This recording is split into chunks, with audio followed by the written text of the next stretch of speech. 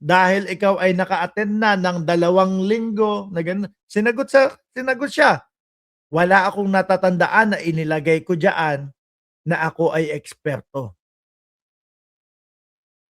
Ngayon, nabubuko, nakikita, nahuhuli yung kampo nitong nito pong depensa na naglalagay sila. Nilalagyan nyo ba?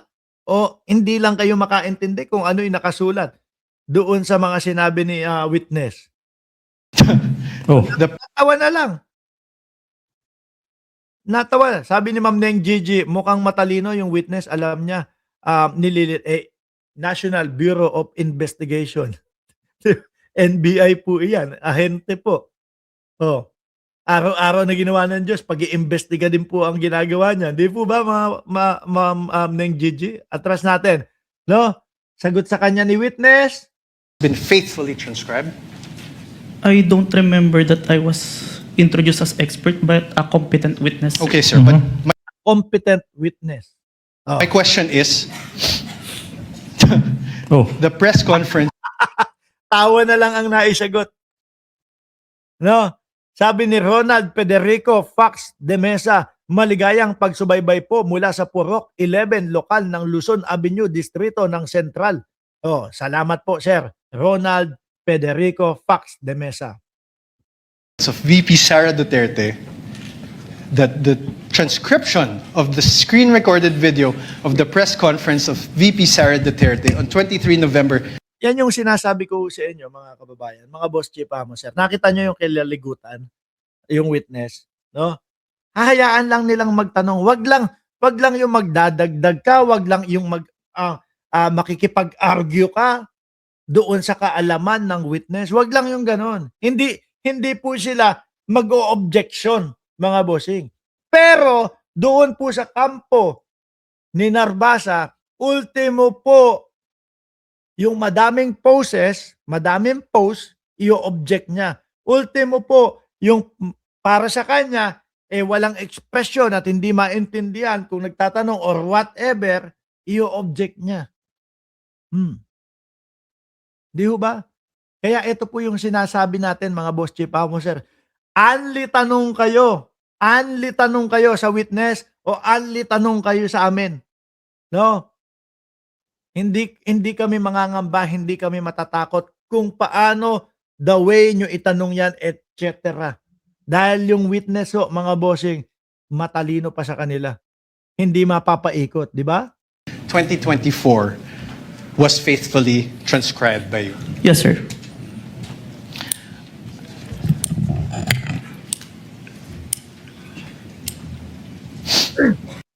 Oh.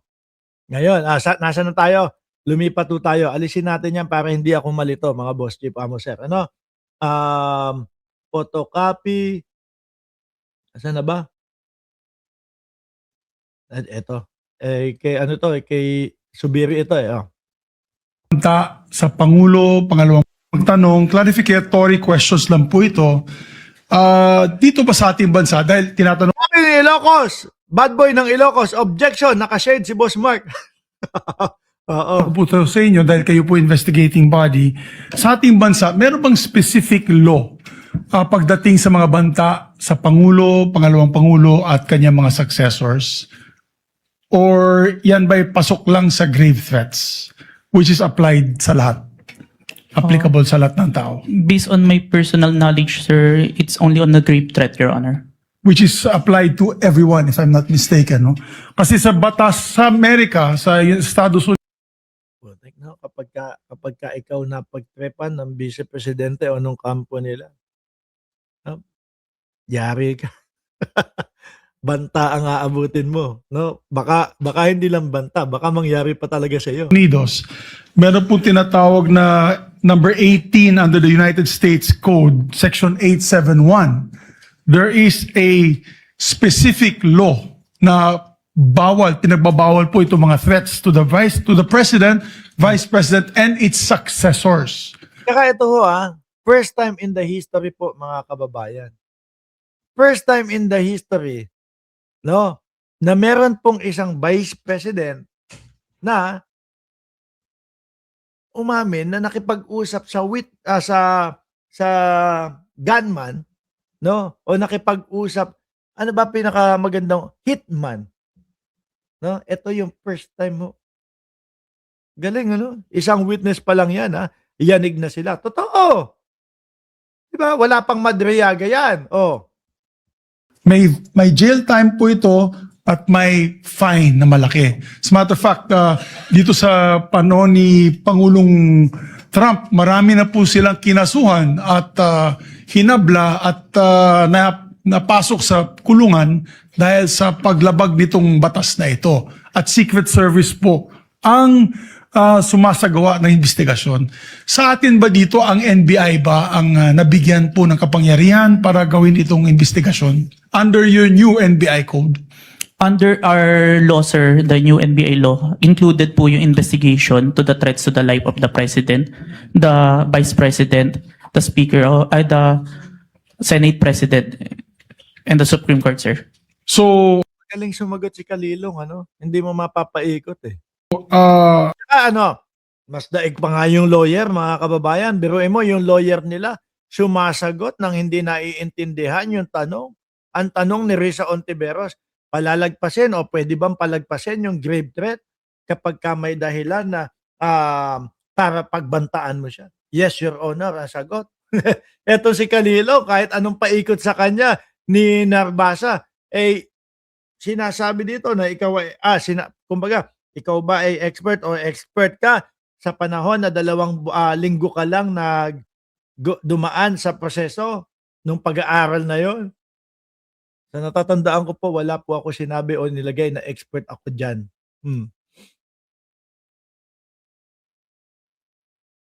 klaro na kayo nasa kapangyarihan ninyo kasi hindi pwede sa Presidential Security Group. Hindi katulad sa Estados Unidos, yung Secret Service ang talagang nanguhuli at nag-imbestiga. Sa atin dito sa Pilipinas, ang NBI po ang nangunguna sa investigasyon. Tama po ba yan o mali?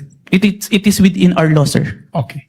And this is just food for thought because not only are we senator judges, we're also legislators. It may be time that we also craft a law that will be specific on threats made to the president, vice president, and its successors, meaning the Senate president, the Speaker of the House, and the Supreme Court Chief Justice.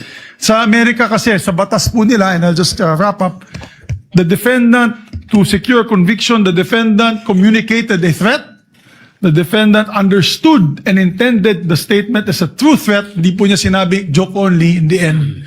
And pangatlo, the defendant knowingly and Dalawang beses na sinabi ng Vice Presidente, no joke, no joke. willfully makes the threat. So just food for thought as legislators as well. So maraming salamat po, Mr. President. Thank you, Senator Judge Zubiri. We now proceed. Ayan, mga kababayan. Yan yung mga ilan po sa mga pangyayari doon po sa impeachment, mga kababayan.